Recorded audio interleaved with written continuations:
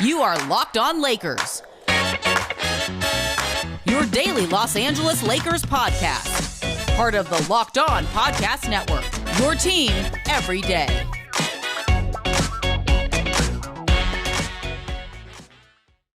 Hey, everybody. Welcome to Locked On Lakers for Wednesday. Brian Kamenetzky, Andy Kamenetzky. I want to let you know that today's episode is brought to you by Spotify Green Room. Download the app and join us Friday, noon Pacific, to get in on the action.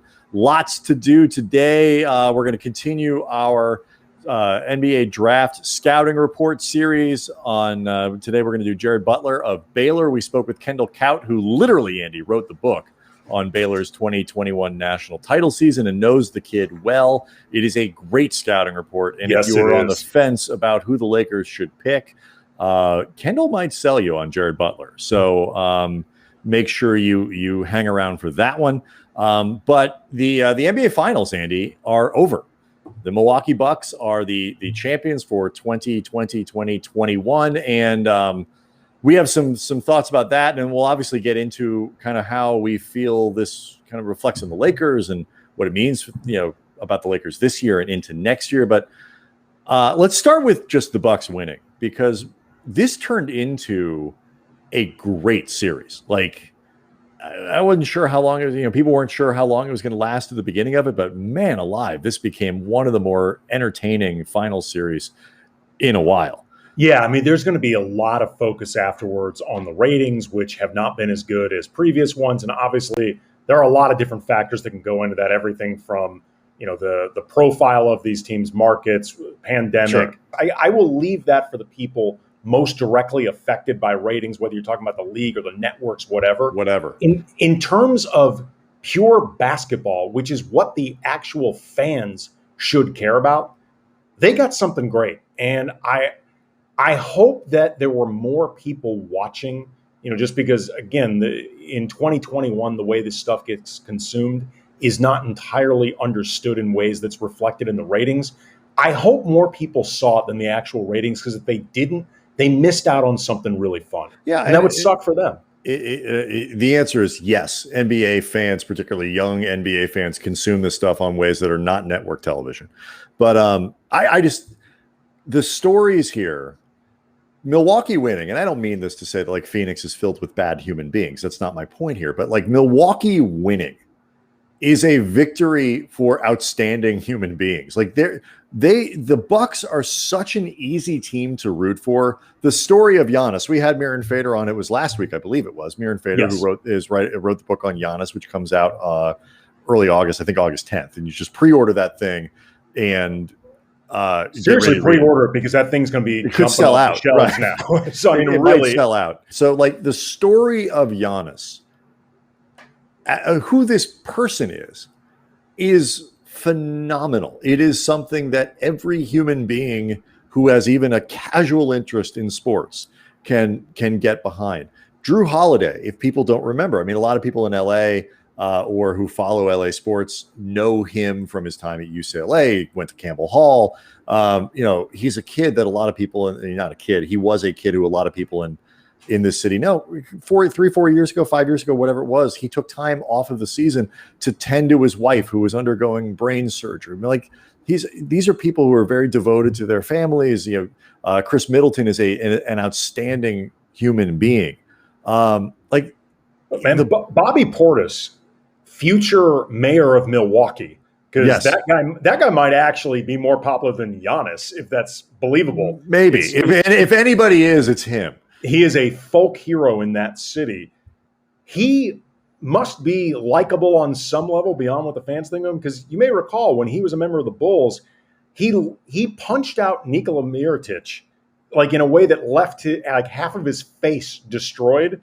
And from all the reporting I read, his teammates sided with Portis, yes, not Mirotic. So yes, that it may reflect a little bit about Mirotic being an annoying human being, but also people must like Bobby Portis. He must be likable on some level. It's so. It is a good story, and I think for what was such a difficult season, great story for Mike Budenholzer. It is. And we'll get into this in a second here, because I find the Budenholzer part of it completely fascinating. But just after to wrap up this point, like after what has been a really difficult season, it has not been fun. It has not been overall an enjoyable experience to cover the NBA this year. I think to follow the NBA, to watch it between COVID and the protocols and the injuries and just the stress, it wasn't fun. To end with a great story and a great finals gets you excited for next year. I am really excited about what's coming next year. Yeah, I mean, for the Lakers in particular, we talked about this right after they were eliminated by Phoenix in the first round. If they were not going to win a championship, it was for the best that they went out early. I mean, you could even argue that given what ended up happening, you could have been okay with them not even making the playoffs because they ultimately needed that rest. What's the difference? Like if they're not, if they're going to lose in the first round, you might as well lose a round before that. Right. Just even get an extra 10 or 12 days, whatever the case may be. But you come back theoretically with LeBron rested, AD rested, and a roster that, we will give Rob Pelinka the benefit of the doubt is at least as well constructed as last year's, if not better.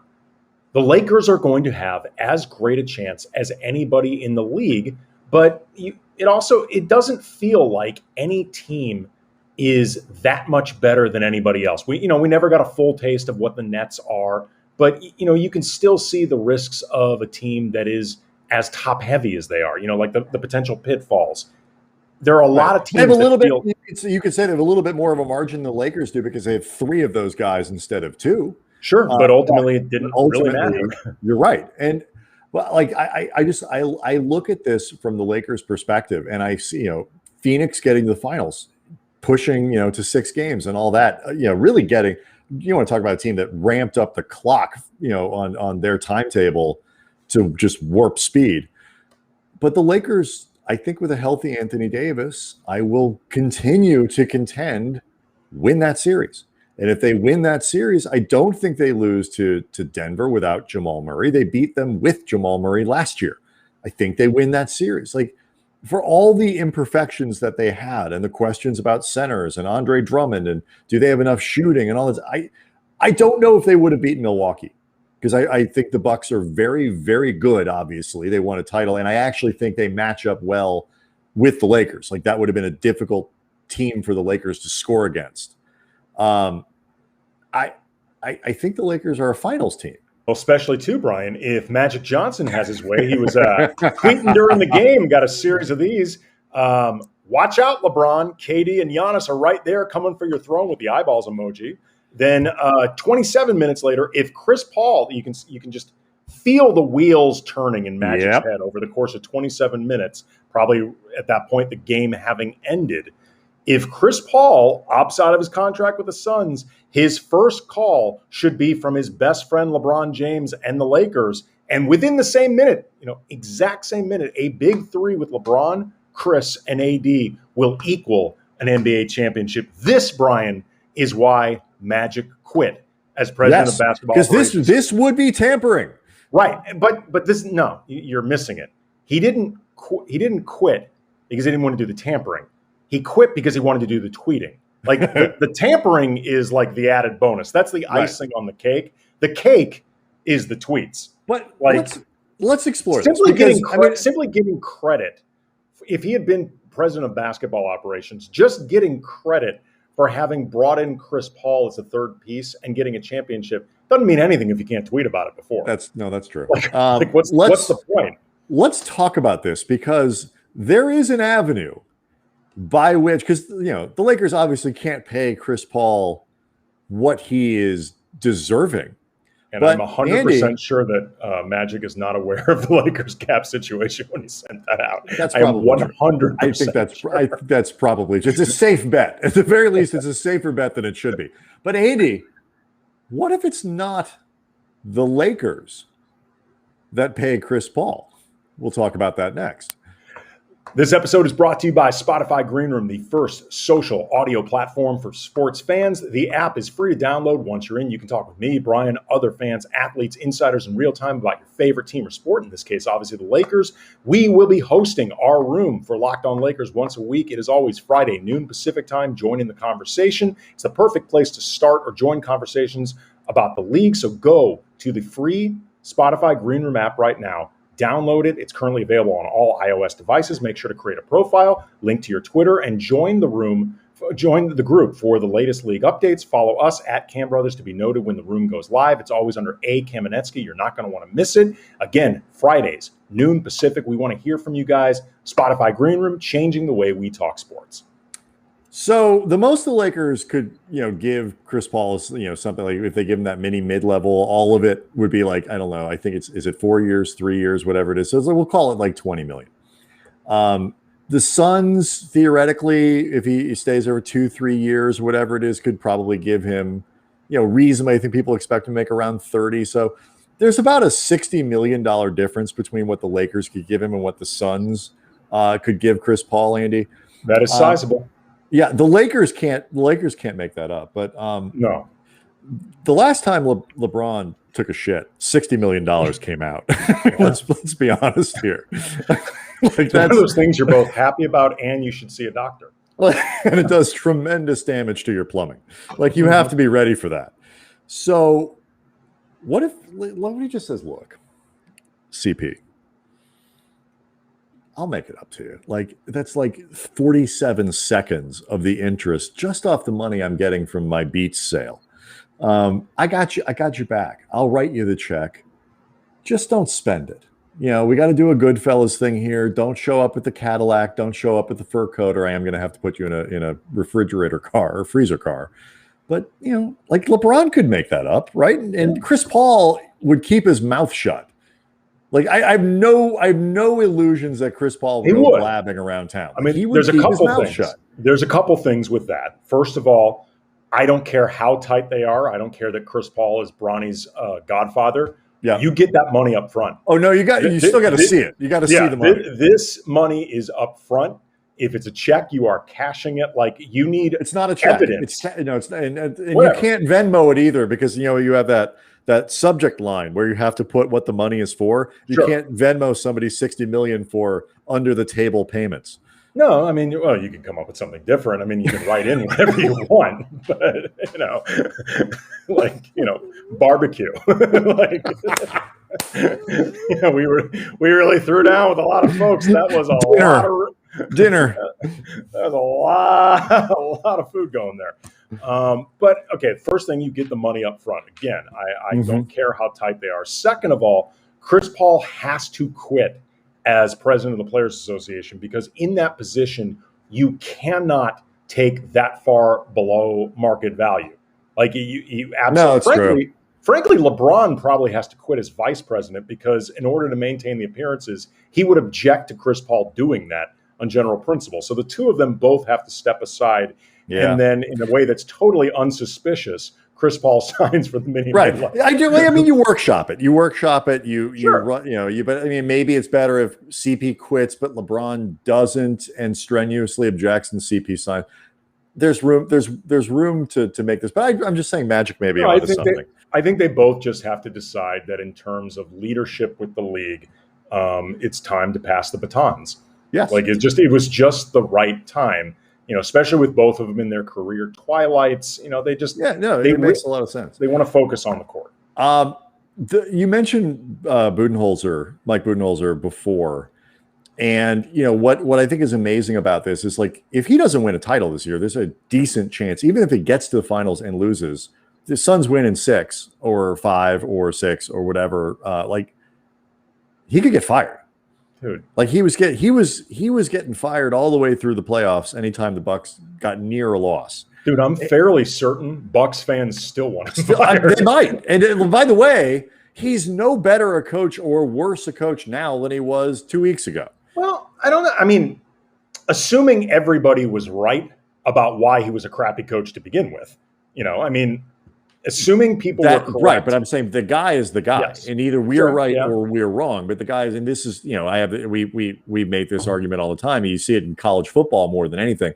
If he loses to UCLA, he's out. If he beats them, great. You're 3-8, but you beat UCLA. All of it's stupid. But it gets to one of the interesting things that when we talk about things, when we look at, it doesn't help that Bud always looks confused. Yeah, he has resting confused face. RCF. Yeah, it gets to something that I think is applicable, obviously now to the Bucks, but certainly the Lakers as well. We look at results, gigantic trades. The Lakers swing a gigantic trade for Anthony Davis. They win a title. In my mind, that justifies everything that comes afterwards. The Bucks swing a massive, riskier trade for Jrue Holiday, who just because he's not as good as Anthony Davis. And, you could argue they win that trade when Giannis signs. But overall, this validates that deal. And so it's what is it the idea? Is it the process? Is it the result? I mean, that trade was a good idea either way, but now it's bulletproof. Well, I mean, here's the thing. It's all about getting to the finals, winning that championship. And today on the road to the finals, our NBA playoffs coverage brought to you by Michelob Ultra. It's only worth it if you enjoy it at 2.6 carbs, 95 calories. We can all enjoy the games a little more this season. There's a certain amount of reasonable with both of those deals. Mm-hmm. It is reasonable what the Lakers did, trading away all of their draft capital, all of their young players. They took a massive swing for Anthony Davis, even knowing how great Anthony Davis is. That is a lot to give up. The Bucks needed to take a big step forward, not just to retain Giannis and make sure that he remained confident, but also just look, we have not advanced. We need to do something pretty radical in order to get ourselves over the hump.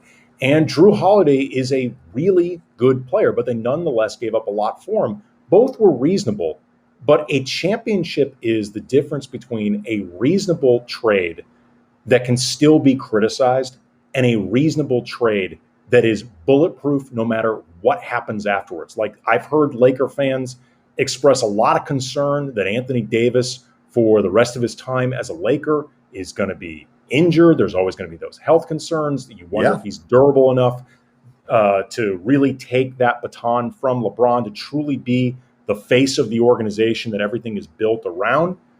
Doesn't matter. Everything is justified from this point forward because they have that championship with the Bucks.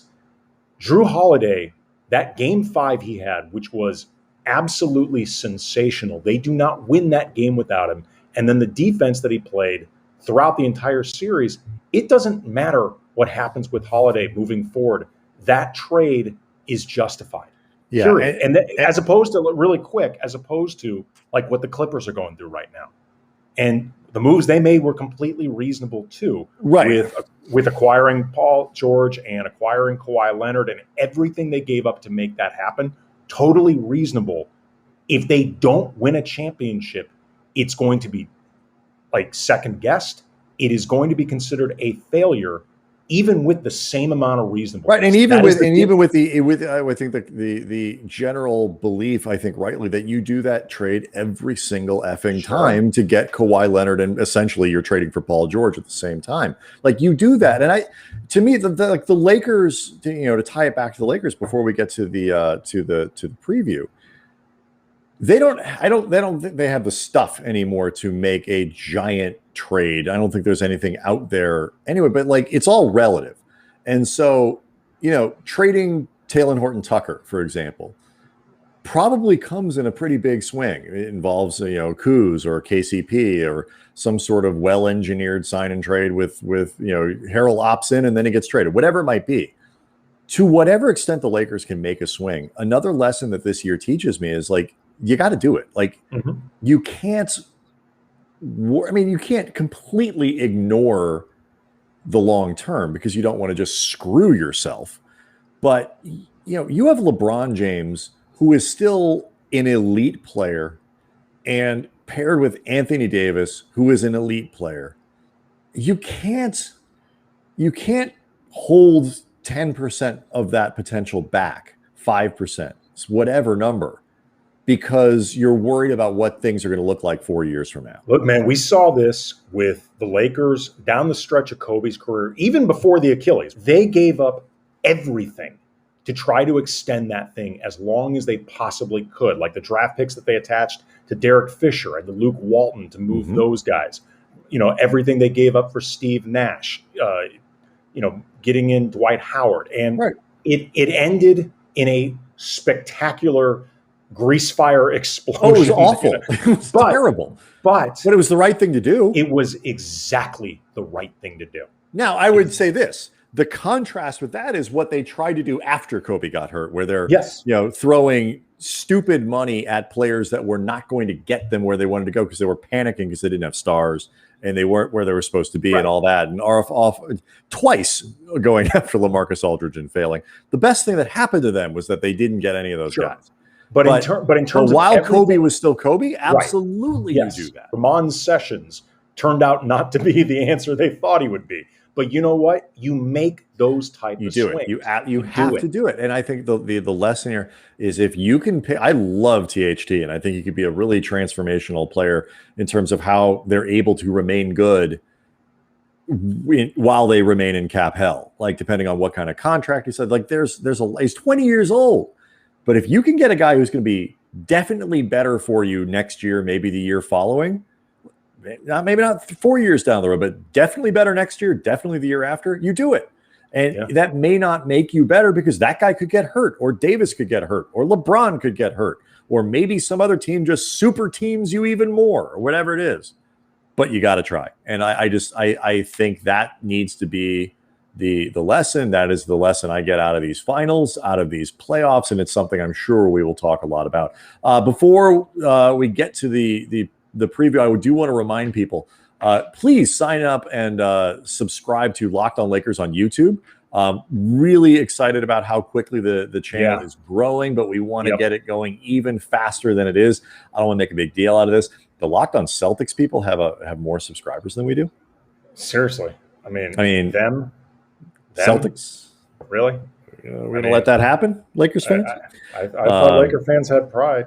I don't. It feels a little cheap to go there, but I'll do it. Granted, they got most of their followers in the 60s, but still. I see what you did there. But anyway, so we have Kendall Kaut coming up next. He's going to preview Jared Butler from Baylor. It is a great scouting report. And when it is over, there's an outstanding chance that you will want to draft this kid. So stick around for it. We'll do it next. Locked On Lakers brought to you by Built Bar, the best tasting protein bar ever. Bars covered in 100% chocolate, soft, easy to chew, unlike the other ones that are just deadbeats and require like a jackhammer and a saw and just like Crocodile Dundee knives. Incisors that most of us don't have. It's just ridiculous. But Built Bars, they're healthy. They're great if you're trying to lose or maintain weight. Low calorie, low sugar, high protein, high fiber. They're great for keto diets. They taste even better than before. You've got the 12 original flavors like raspberry, coconut almond, salted caramel, banana bread, new flavors like cherry barcia, lemon almond cheesecake, cookies and cream. Perfect for someone like me who just loves cool taste combinations. You are never going to get bored feeling like you're eating the same thing over and over with Built Bars. So go to BuiltBar.com, use the promo code LOCKED15. You get 15% off your first order. Again, use the promo code LOCKED15 for 15% off at BuiltBar.com. Locked On Lakers also brought to you by Rock Auto. I'm not a car guy, but over time there are a few things I've learned I can safely handle on my own, whether it's just learning off the internet, watching people do stuff to my car, whatever it is. Some stuff's kind of simple, but I'm still not confident when I walk into a store. And it's easy to shake that confidence. Is this the best part that I need? Is there something that's better? I don't want a bunch of questions thrown at me, a bunch of intimidating stuff from a salesman that may be just trying to sell me a part that he's got in the back room or the warehouse or whatever it is. I have a computer in my pocket. It's my phone. I have a computer at home. It's my computer. I can go to rockauto.com and I can find the part that I need at a reliably low price, 20, 30, even 50% lower than chain stores or a new car dealership. They have everything to keep my car running, from engine control modules to brake parts, to tail lamps, to motor oil, even new carpet. So whether it's your classic, your daily driver, everything in between, Get it at rockauto.com, delivered to your door. Again, rockauto.com right now. Go there, see all the parts available for your car, truck, and write Locked On in there. How did you hear about us box so they know we sent you. Amazing selection, reliably low prices, all the parts your car will ever need. rockauto.com. All right, so Andy, we continue our draft preview series. We've covered a lot of really interesting players, and another one today, kind of a mixture, I think, a little bit of the high ceiling, high upside guys, and more the veteran guys. Jared Butler from Baylor won a national title, shoots the ball very well, and has a lot to offer, particularly as an offensive player. And we're going to learn more about him with Kendall Kaut, who quite literally wrote the book on Baylor's championship season. It's how they drew it up, Baylor's unforgettable 2021 championship season. He's also the editor-in-chief for Our Daily Bears. That's the SB Nation Baylor site. Kendall joins us. Thanks so much for coming on. We really appreciate it. Absolutely. Very happy to talk about Jared Butler today. So he's a guy who, he's not a one and done, but he's not a senior. He's right in between. Where is he, do you think, currently in his development as a player? What was his evolution like at Baylor? Sure. So he got a lot better his junior season athletically. Jared came very close to going pro after his sophomore season. I talked with him the day he made that announcement, and a lot of folks thought he was going to go pro. Jared told me that he thought he was going to go pro during various times with quarantine. But the thing that stuck out this season is when he went through the draft process after his sophomore year, he met with 22 NBA teams, and a recurring theme was that his athleticism had to improve. And he made a joke to me that, I'm 20 years old. Is it like I'm going through puberty now that I can suddenly dunk for the first time? And Jared could never dunk as a freshman or a sophomore. And then this year he had a few really good slam dunks. I think his athleticism has improved. And you look at the NBA draft now, there are a lot of guys that reclassify and move up a grade, but they're still 19 years old as freshmen. Well, Jared has not even turned 21 yet and has been the most outstanding player of the Final Four. And so compared to a guy like Sharife Cooper, who is only 6 months younger than Jared Butler, but was a freshman at Auburn, Jared Butler is a junior at Baylor, so he's a very young junior. Before we even get any further in terms of a breakdown as a player, he'd recently been assigned to a fitness to play panel. It reportedly had been related to his heart, which wasn't necessarily a surprise. It's my understanding that this has been something that's been monitored in the past, and he's recently been cleared, thankfully, so everything can proceed. He can work out for teams. But what do we know about this situation, and how much, if at all, is it anticipated to be a concern for Jared Butler's career? I don't think it's a concern at all for him playing. It was one of those deals where the advice I think he got was that the risk was very low each year he would play. But it's one of those deals where if you're the NBA, you might not want to approve him. Isaiah Austin, who played at Baylor, had Marfan syndrome. There's a doctor that's cleared Isaiah Austin, which is why he plays in international leagues, but the NBA won't clear him. That was kind of the concern with Butler, that if you're a medical panel, it's just easier to say no. And in fact, the way the panel's set up, there's kind of a presumption to declare them not eligible to play.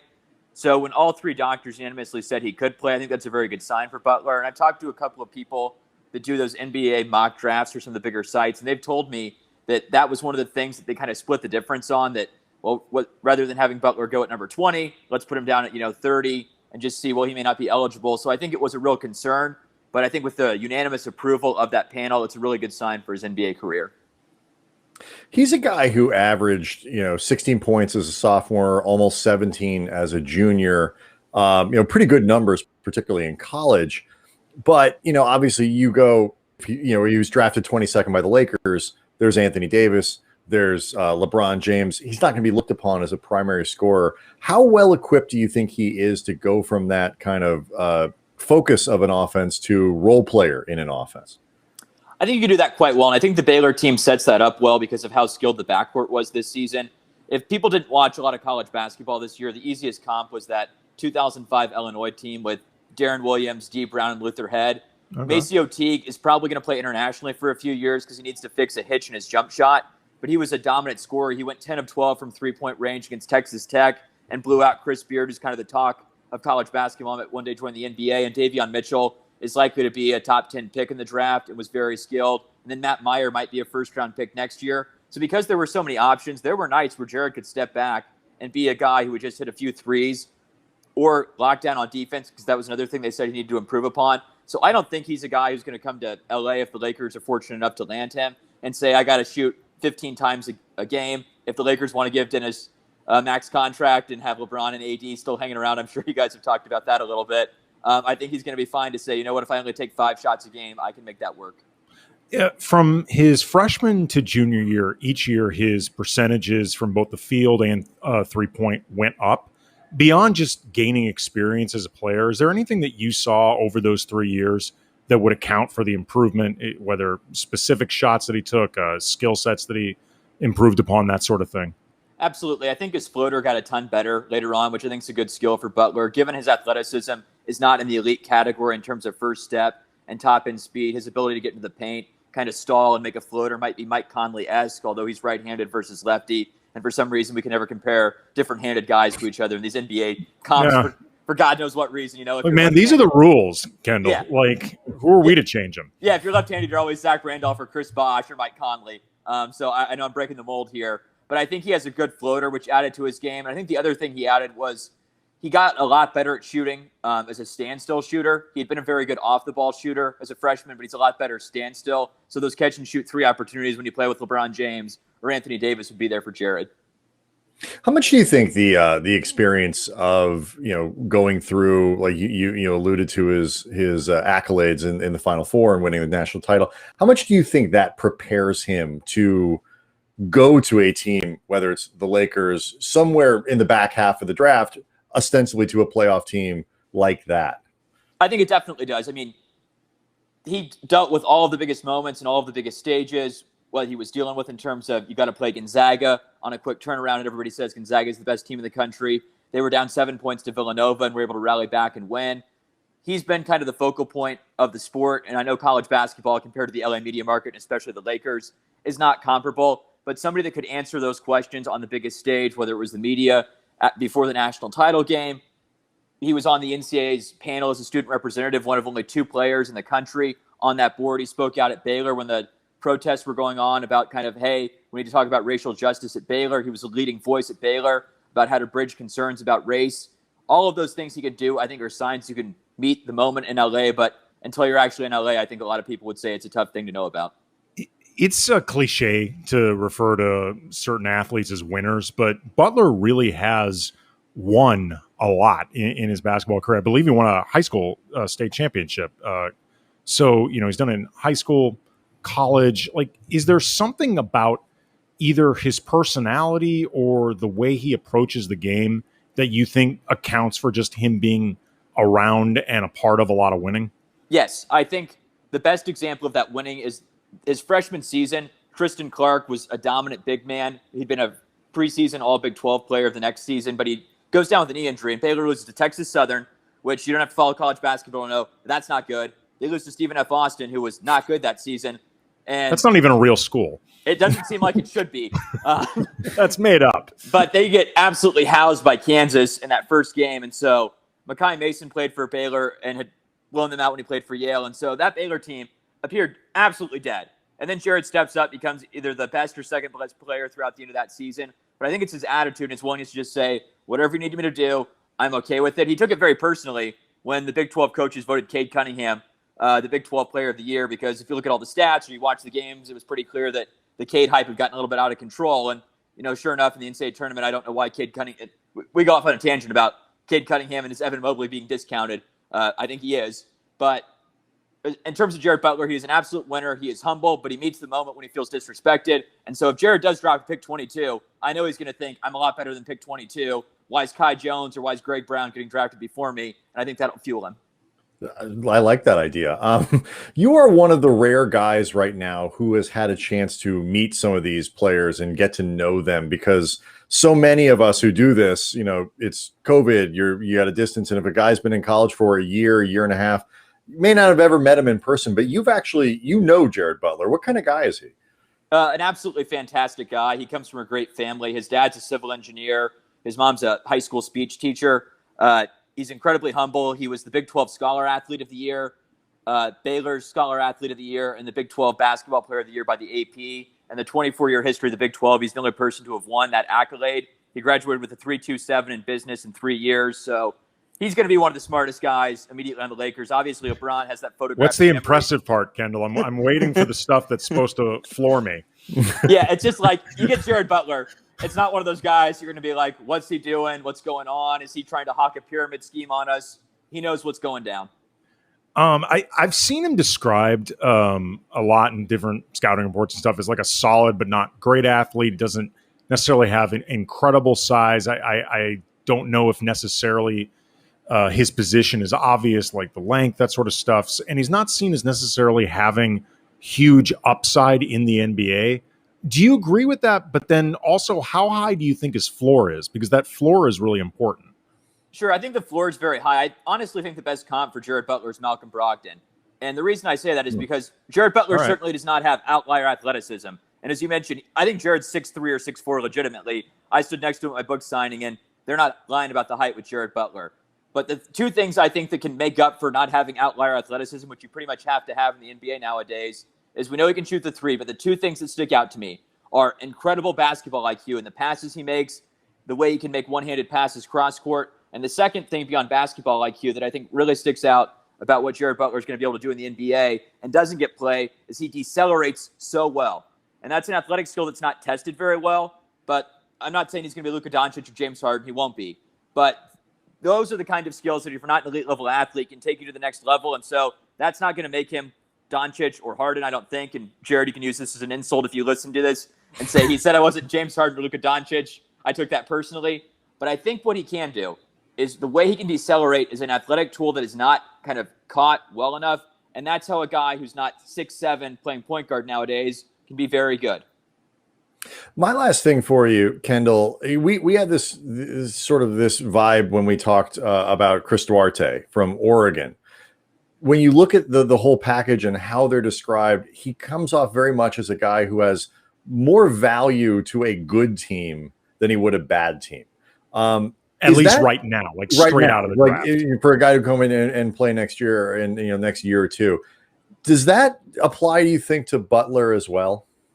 I think he'd be really good on any team, but I think his best value is on a good team because I think he will fit the role well, and he's not going to get offended if he's playing 12 minutes one night or if he gets a DNP for a couple of games. I don't think he's going to blow up at Frank Vogel and say, what's he doing? But I think he's a guy that, what if Taylor Horton-Tucker or Alex Caruso aren't exactly playing at the highest level in the playoffs next season, and you're saying, you know what, let's unleash Jared Butler.